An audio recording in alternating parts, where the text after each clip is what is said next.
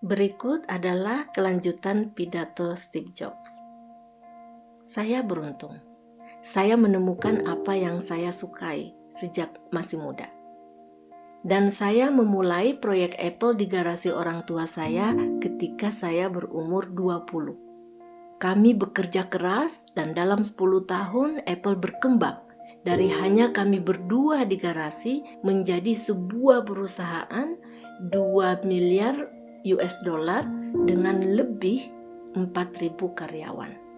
Kami baru meluncurkan produk terbaik kami, Macintosh, setahun sebelumnya. Dan saya baru menginjak usia 30.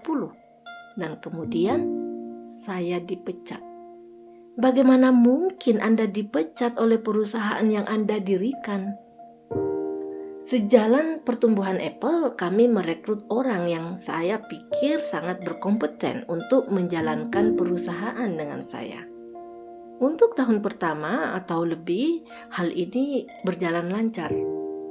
Tapi kemudian muncul perbedaan visi mengenai masa depan. Dewan direksi memihak dia, jadi pada usia 30, saya tertendang. Publik tahu bahwa saya keluar dari Apple. Apa yang telah menjadi fokus dari seluruh kehidupan saya di usia dewasa, kini telah pergi dan hal itu menghancurkan hidup saya. Saya benar-benar tidak tahu apa yang harus saya lakukan selama beberapa bulan. Saya merasa bahwa saya telah membiarkan generasi pengusaha sebelumnya turun. Bahwa saya telah menjatuhkan tongkat kepemimpinan yang sebenarnya untuk saya. Saya menemui David Packard dan Bob Noyce dan mencoba meminta maaf karena saya telah mengacaukan begitu buruk. Saya adalah seorang tokoh publik yang gagal dan saya bahkan berpikir untuk lari dari Silicon Valley. Namun sedikit demi sedikit, semangat timbul kembali. Saya masih menyukai pekerjaan saya. Apa yang terjadi di Apple sedikit pun tidak mengubah ketertarikan saya. Saya telah ditolak, namun saya tetap cinta. Maka saya putuskan untuk memulai kembali. Saya tidak melihatnya bahwa ternyata dipecat dari Apple adalah kejadian terbaik yang pernah terjadi pada diri saya. Beban berat sebagai orang sukses tergantikan oleh keleluasaan sebagai seorang pemula yang tidak yakin dengan segala sesuatunya. Hal itulah mengantarkan saya masuk ke dalam periode paling kreatif dalam hidup saya. Selama 5 tahun berikutnya, saya mendirikan perusahaan bernama Next, perusahaan lain bernama Pixar, dan saya jatuh cinta dengan wanita istimewa yang kemudian menjadi istri saya. Pixar bertumbuh menjadi perusahaan yang menciptakan komputer film animasi pertama, Toy Story, dan sekarang merupakan studio animasi paling sukses di dunia. Dalam gilirannya terjadi peristiwa luar biasa. Apple membeli Next. Saya kembali ke Apple. Dan teknologi yang kami kembangkan di Next menjadi jantung bagi kebangkitan kembali Apple. Istri saya, Lauren, dan saya pun memiliki keluarga bahagia. Saya yakin semua ini tidak terjadi jika saya tidak dipecat dari Apple.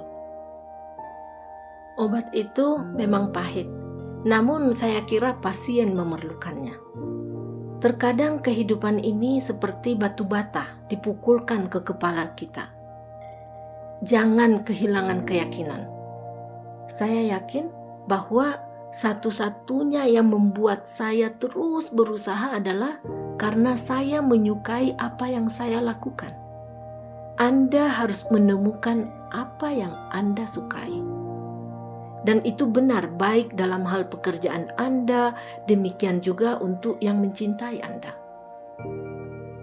Pekerjaan Anda akan menghabiskan sebagian besar hidup Anda. Dan satu-satunya cara untuk benar-benar puas adalah melakukan apa yang Anda percayai sebagai pekerjaan besar atau pekerjaan hebat. Dan Anda hanya bisa hebat bila mengerjakan apa yang Anda lakukan. Jika Anda belum menemukannya, teruslah mencari, jangan puas. Seperti semua urusan hati, Anda akan mengetahuinya ketika Anda telah menemukannya. Dan seperti hubungan cinta yang hebat, itu akan menjadi lebih baik dan lebih baik sejalan bergulirnya waktu. Jadi, teruslah mencari sampai ketemu. Jangan puas sebelum menemukannya. Cerita ketiga. Cerita ketiga saya adalah tentang kematian. Ketika saya berumur 17, saya membaca suatu kutipan yang kurang lebih berbunyi, "Jika Anda hidup seolah-olah hari ini adalah hari terakhir Anda, maka suatu hari Anda akan merasa yakin benar." Ungkapan itu membekas dalam diri saya, dan sejak itu selama 33 tahun terakhir, saya selalu melihat ke cermin setiap pagi dan bertanya kepada diri saya sendiri, bila hari ini adalah hari terakhir saya, apakah saya tetap melakukan apa yang akan saya lakukan hari ini? Bila mana jawabannya tidak dalam beberapa hari berturut-turut, saya tahu saya perlu mengubah sesuatu. Mengingat bahwa saya akan segera mati adalah alat yang paling penting yang pernah saya temukan untuk membantu saya membuat keputusan besar dalam hidup saya. Karena hampir segala sesuatu, semua harapan eksternal, semua kebanggaan, semua ketakutan akan rasa malu dan ketakutan pada kegagalan, hal-hal ini semua jatuh, tidak berarti apa-apa saat kita menghadapi kematian. Kita hanya meninggalkan apa yang benar-benar penting. Mengingat bahwa Anda akan mati adalah cara terbaik yang saya ketahui untuk menghindari jebakan berpikir Anda tentang kehilangan sesuatu. Anda sudah telanjang, artinya Anda tidak memiliki apa-apa. Tidak ada alasan untuk tidak mengikuti hati nurani Anda. Sekitar setahun yang lalu, saya didiagnosa mengidap kanker. Saya menjalani scan pukul 7.30 pagi dan hasilnya jelas. Hasilnya menunjukkan saya memiliki sebuah tumor di pankreas. Saya bahkan tidak tahu apa pankreas itu. Para dokter mengatakan kepada saya bahwa hampir pasti bahwa jenis kanker yang ada pada saya tidak dapat disembuhkan, dan bahwa saya seharusnya tidak mengharapkan hidup lebih dari 3-6 bulan.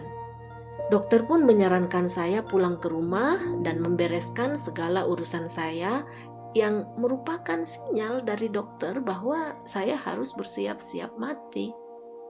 Ini berarti bahwa dokter seolah-olah berkata, "Coba beritahu semua anak-anak Anda yang Anda pikir Anda harus memberitahunya dalam 10 tahun ke depan. Kini saya harus memberitahu mereka hanya dalam beberapa bulan." Ini berarti untuk memastikan bahwa kematian saya tidak menyulitkan bagi keluarga saya.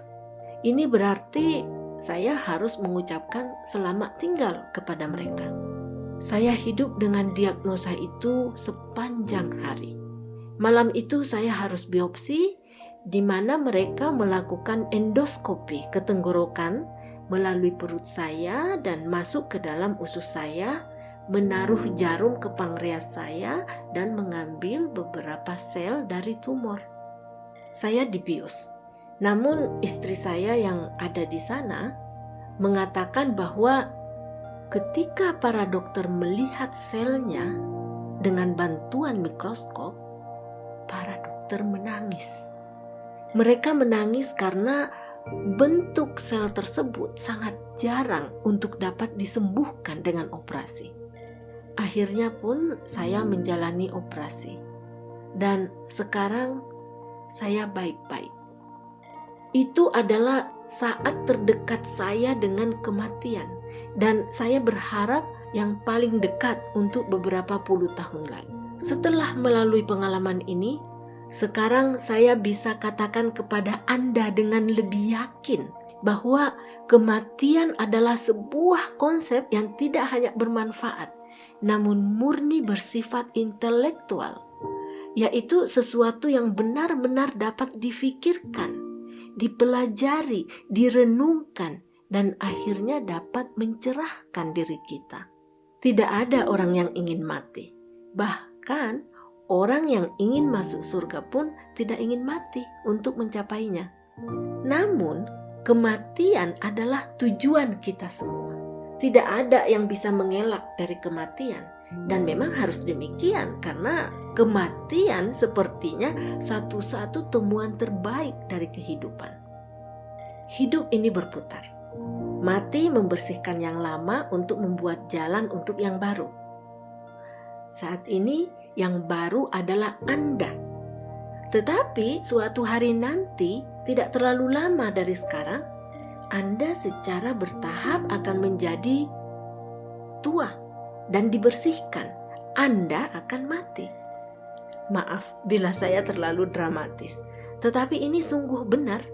Waktu Anda terbatas. Jadi jangan sia-siakan menjalani hidup orang lain. Jangan terperangkap dengan dogma, yaitu hidup bersandar pada hasil pemikiran orang lain. Jangan biarkan suara atau pendapat orang lain menenggelamkan suara hati Anda. Dan yang terpenting, miliki keberanian untuk mengikuti kata hati dan intuisi Anda.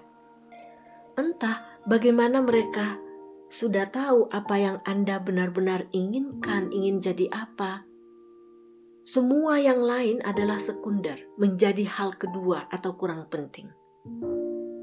Ketika saya masih muda, ada satu publikasi hebat yang namanya The Whole Earth Catalog, yang merupakan salah satu buku pintar generasi saya. Buku itu ditulis oleh seorang bernama Stewart Brand yang tinggal tidak jauh dari sini, di Menlo Park. Dan dia membuatnya sedemikian menarik dengan sentuhan puitisnya. Waktu itu akhir 1960-an, sebelum era komputer dan desktop publishing. Jadi semuanya dibuat dengan mesin tik, gunting, dan kamera Polaroid. Itu seperti Google dalam bentuk kertas 35 tahun sebelum kelahiran Google. Isinya idealis dan padat, rapi dengan tips dan ungkapan-ungkapan yang hebat. Stewart dan timnya sempat menerbitkan beberapa edisi The Whole Earth Catalog, dan ketika mendekati tutup, mereka membuat edisi terakhir. Saat itu pertengahan 1970-an, dan saya seusia Anda para wisudawan. Di sampul belakang edisi terakhir itu ada satu foto jalan pedesaan di pagi hari, jenis jalan yang mungkin Anda temui jika Anda suka berpetualang. Di bawahnya ada kata-kata, "Stay hungry, stay foolish." Artinya, tetap lapar, tetap bodoh. Itu adalah pesan perpisahan mereka ketika mereka memutuskan tutup. Dan saya selalu mengharapkan itu ada pada diri saya. Dan sekarang, karena Anda akan lulus untuk memulai kehidupan baru, saya harapkan Anda juga menganut pesan tersebut. Stay hungry, stay foolish. Tetaplah jadi orang lapar, tetaplah jadi orang bodoh. Terima kasih banyak semuanya. Demikian terjemahan pidato Steve Jobs. Steve Jobs sempat bertahan hidup setelah menjalani transplant hati yang didonasikan oleh seseorang yang meninggal akibat kecelakaan tabrakan. Kemudian Steve meninggal dunia di usia 56 tahun. Demikian terjemahan saya atas pidato Steve Jobs. Saya berharap teman-teman bisa menjadikan pidato ini sebagai sumber inspirasi. Jika kalian ingin menjadi kawan baik Siti, silahkan ikuti podcast saya. Nantikan konten-konten menarik dari saya yang akan saya unggah insya Allah setiap akhir pekan.